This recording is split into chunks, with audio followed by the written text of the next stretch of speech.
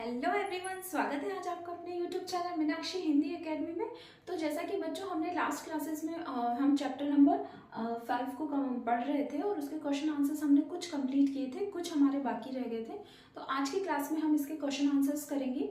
और बच्चों आपको पता ही है ये चैप्टर किसके बारे में था? दोस्त की पोशाक, है ना। जैसे नसरुद्दीन था, उसका दोस्त आया था जमाल उससे मिलने के लिए, है ना। तो उसको शर्ट देता है वो, और वो सबको शर्ट पड़ोसी में सबको बताता रहता है कि ये शर्ट मेरी है, इस तरह से, है ना। तो इसके हम क्वेश्चन आंसर्स कर रहे थे।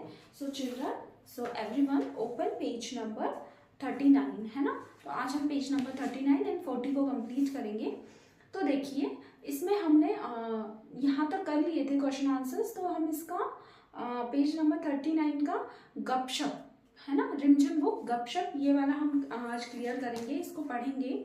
जब जमाल साहब और नसरुद्दीन हुसैन साहब ने घर से बाहर निकले तो उन्होंने अपनी बेगम को नसरुद्दीन और जमाल साहब से मुलाकात का किस्सा सुनाया।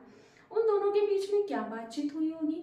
अच्छा दोस्तों, अब आप ही बताइए, जब जमाल साहब नसरुद्दीन हुसैन साहब के घर से बाहर निकले और उनकी बेगम ने उनसे क्या क्या पूछा होगा आपके अकॉर्डिंग? जैसे अकॉर्डिंग टू मी, बेगम ने पूछा होगा कौन आया था।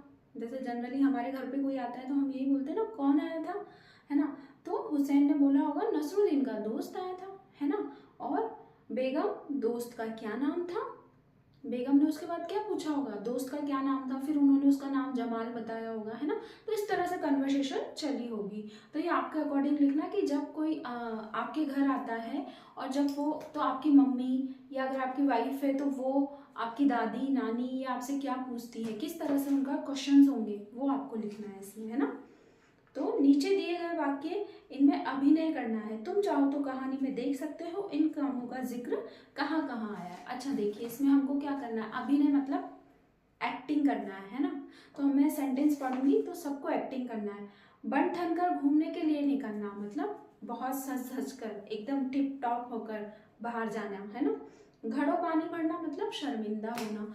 जैसा कि शर्मिंदा होना, जैसे कोई गलत काम करता है तो वो बहुत शर्मिंदा हो जाता है। जैसे कोई चोरी करता है, उसका पता चल जाता है, या कोई झूठ बोलता है तो जब पता चलता है, जब कोई उससे पूछता है तो फिर क्या होता है? वो शर्मिंदा होता है ना। मुंह बनाकर शिकायत करना, इस तरह से, तो ऐसे ही करता होगा, है ना, इसका तो यही काम है, इस तरह से शिकायत करना। जोशी से स्वागत करना, जैसे घर पर कोई आया है तो उसका गर्म जोशी से स्वागत करना मतलब उसको बहुत अच्छे से वेलकम करना हमारे घर पर, है ना। गर्म जोशी से स्वागत मतलब बहुत शानदार वाला वेलकम करना। जैसे कोई आता है हमारे घर पे तो कोई आरती करता है, कोई फ्लावर्स से डेकोरेशन करता है घर का, है ना, कोई बहुत अच्छा सजा के रखता है। तो इस तरह से गर्म जोशी से स्वागत करना। नाराज होना मतलब गुस्सा होना। देखते ही रह जाना मतलब देखते ही रहना। जैसे फॉर एग्जाम्पल, जैसे अगर हमें कोई चीज़ अच्छी लगती है या कोई खिलौना अच्छा लगता है तो हम उसे देखते ही रहते हैं, मतलब देखते ही रहना मतलब एकदम निहारते ही रहना उस चीज़ को। जैसे कोई सुंदर लड़की है या लड़का है या बुक है या खिलौना है, कुछ भी चीज़ है तो उसको देखते ही रहना मतलब निहारते रहना, है ना। So now open page number 40। सो इसमें है घड़ों पानी पड़ना। अब नसरुद्दीन की बात सुनकर जमाल साहब पर तो मानो घड़ों पानी फिर गया। अब देखो, घड़ों पानी फिरना मतलब एकदम से पैरों तले जमीन खिसक जाना। जैसे वो हर किसी को बुक के बारे में हर किसी को उसकी कमीज के बारे में बता रहा था ना नसरुद्दीन, कि जमाल ने तो मेरी शर्ट पहनी है, तो वो हर किसी को बताता तो उसे बड़ा शर्मिंदा फील होता था। तो मतलब घड़ों पानी भरना, ये एक क्या है? मुहावरा है। घड़ों पानी भरना मतलब शर्मिंदा होना। इसका मतलब हो सकता है पता लगाओ। तुम इसका मतलब पता करने के लिए अपने साथियों या बड़ों से बातचीत कर सकते हो। जैसा कि मैंने आपको बताया, इसका मीनिंग है शर्मिंदा होना। तो अकॉर्डिंग टू यू आप कुछ भी इसका एक सेंटेंस बनाकर लिख सकते हो। इस मुहावरे को सुनकर मन में एक चित्र सा बनता है। तुम भी किन्हीं दो मुहावरों के बारे में चित्र बनाओ। कुछ मुहावरे हम दे देते हैं, तुम चाहो तो इनमें से कोई पसंद भी कर सकते हो।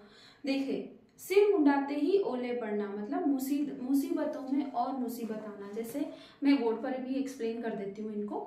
जैसे सिर मुंडा देना, ऐसा नहीं है कि गंजा हो जाना, टकला हो जाना, नहीं।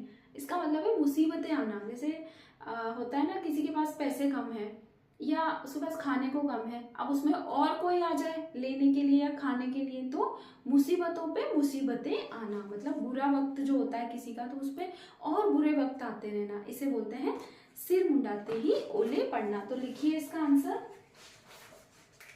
इसका आंसर लिखिए फर्स्ट का, सिर मुंडाते ही ओले पड़ना मतलब मुसीबतों में और मुसीबतें, क्या होगा उसका, मुसीबतों में और मुसीबतें।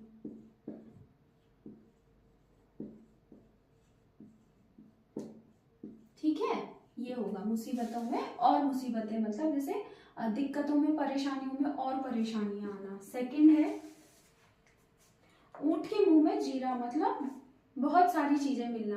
जैसा होता है ना, कोई ऐसा ही दिखता है दिखने में एकदम ऐसा ही, और उसके मुंह में मतलब उसको बहुत अच्छी अच्छी चीजें होना उसके पास, तो इसका मतलब है ऊंट के मुंह में जीरा, मतलब अच्छी अच्छी चीजें होना। जैसे किसी के पास अच्छे अच्छे टॉय होते हैं, किसी के पास अच्छी अच्छी घड़ी होती है, अच्छी अच्छी किसी के पास मेकअप के सामान होते हैं ना, अच्छी अच्छी चीजें होना। ठीक है, ये है ऊंट के मुंह में जीरा। थर्ड है दिए तले अंधेरा, मतलब चीजें होते हुए भी कमी होना। जैसे हम किसी को देख के कंपेयर करते हैं, किसी की लाइफ, वाह इसके पास तो ये भी है वो भी, जबकि हमारे पास भी सब कुछ है। लेकिन दिया तले अंधेरा, मतलब इसका मतलब यही है कि हमारे पास भी होते हुए हम उन चीजों को मतलब दुखी रहना है ना, उन चीजों के लिए दुखी रहना, मतलब चीजें होते हुए भी कमी, चीजें होते हुए भी कमी। ठीक है,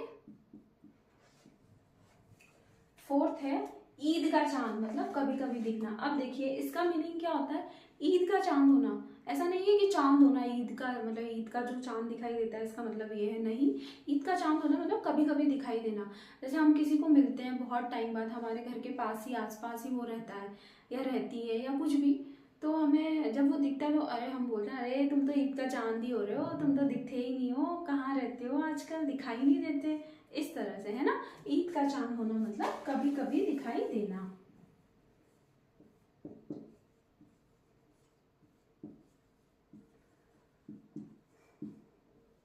ठीक है, ये इस तरह से। ठीक है, तो यहाँ पे कंप्लीट हुआ। इसके बाद है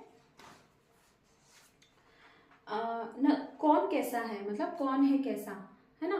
तो नसरुद्दीन एक भड़कीली अचकन लेकर निकाल कर लाए थे, तो कौन कैसा है इसके बारे में हम नेक्स्ट क्लास में पढ़ेंगे, अदरवाइज क्लास भी लंबी हो जाएगी और आप लोग इतना समझ भी नहीं पाएंगे इस चैप्टर के क्वेश्चन आंसर्स को।